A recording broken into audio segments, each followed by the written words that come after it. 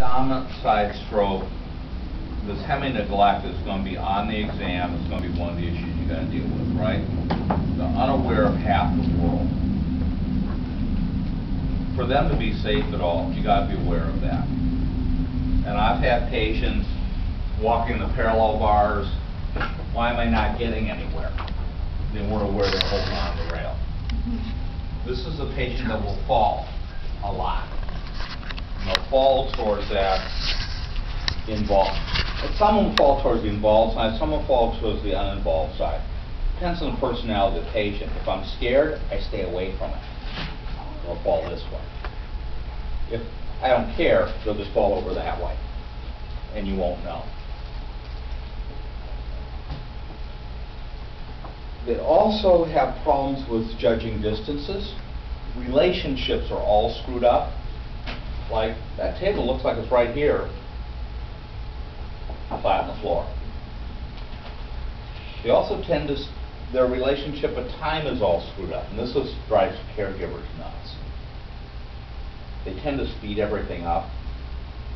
This is the one patient that will hit the call light and the leg will be starting to go over the rail before they put the call light down. And if you're not there instantly, they're on the floor. So if you have... So if I put this patient on the mat and say I'll be back in 5 minutes, I'll probably get about 5 steps away. I'll hear a crash behind me. I'll turn around. I said I'd be back in 5 minutes. I'm not going to wait here forever.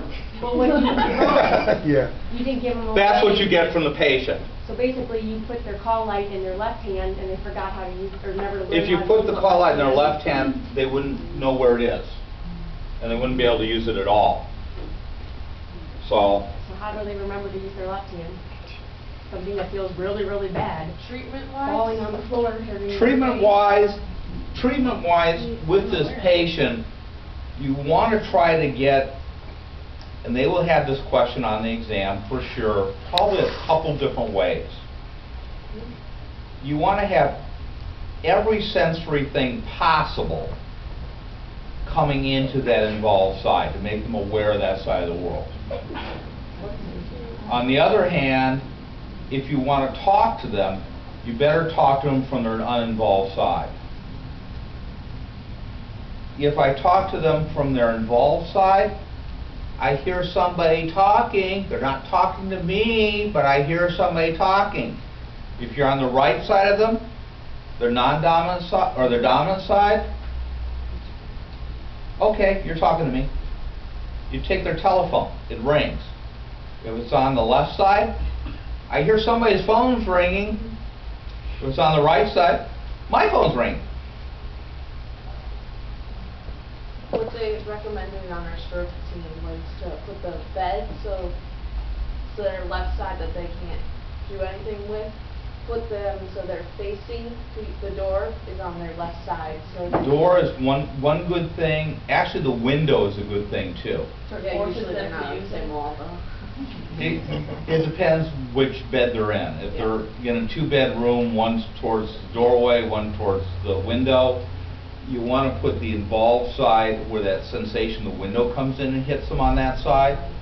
If you got a TV set, usually put the TV over to the left side of them. So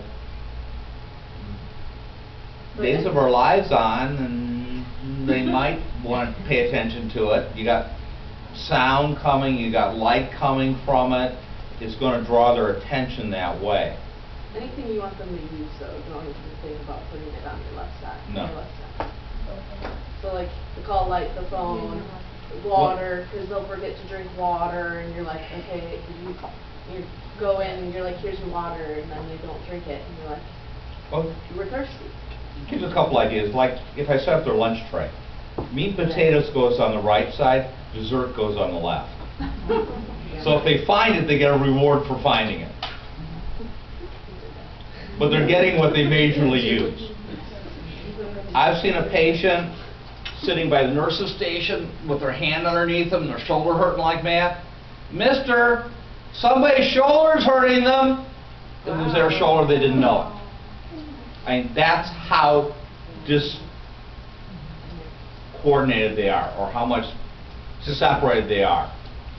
You'll take them through a doorway, they'll hit the left side. You put them in a wheelchair, teach them how to use it with their foot. About 5 foot down the hall, they're crashed in the left side of the wall.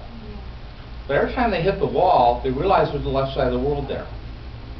So it's actually good to use, to an extent. You also will frustrate the daylights out of them too. And there's a fine line between what's good and what's not good. Because if you frustrate them and depress them too much, you get a lot more depression with this person. They tend to get very angry sometimes because of this issue too, particularly if you gave all sensation to the left side and they didn't realize it was to them. You could have problems with motivation. You can have a lot of problems just doing it that way. There's a theory of treatment called constraint, where you basically restrain their uninvolved side and force them to use their involved side all the time. And some therapists and studies, and sort of an NDT type of group principle is everything comes in from the left, you always start transfers to the left, and those patients simply do not progress. The outcomes are horrible for treatment that way. And it's like 8 hours a day, every day that they're supposed to be doing this training. So it's unrealistic for any treatment. And the outcomes are really bad. Now, constraint may be a valuable adjunct, and this is sort of a position statement from some larger people of APTA involved with neuro, of saying use it very late on. If you want to perfect a movement, constraint might be a good idea.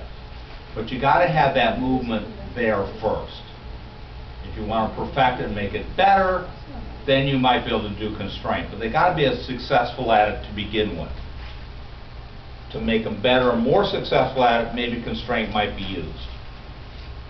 But starting them out, they just don't progress. They just don't go anywhere with that.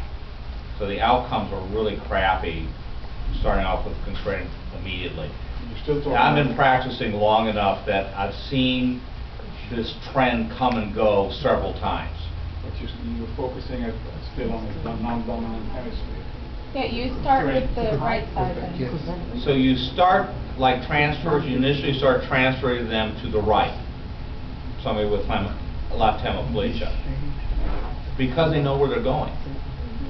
And it's going to be much safer if you know where you're going. Otherwise, if you go the other way, they're going into the unknown. Now, sometimes I'll go up, if I'm just popping them in a wheelchair, take them down to the gym to work with them, I'll transfer them to the left. I'm not training them, but I am giving them sensation.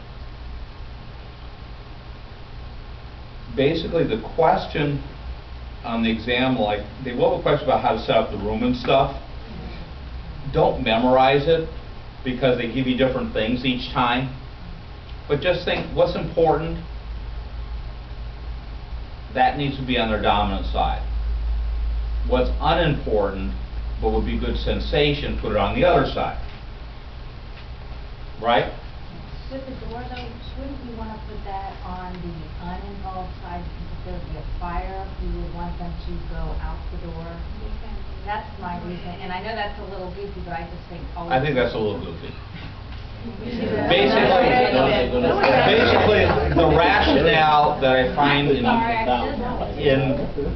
most studies, most textbooks, is the noise and stuff coming in from the hallway will stimulate that side and try to make them aware of the world over there.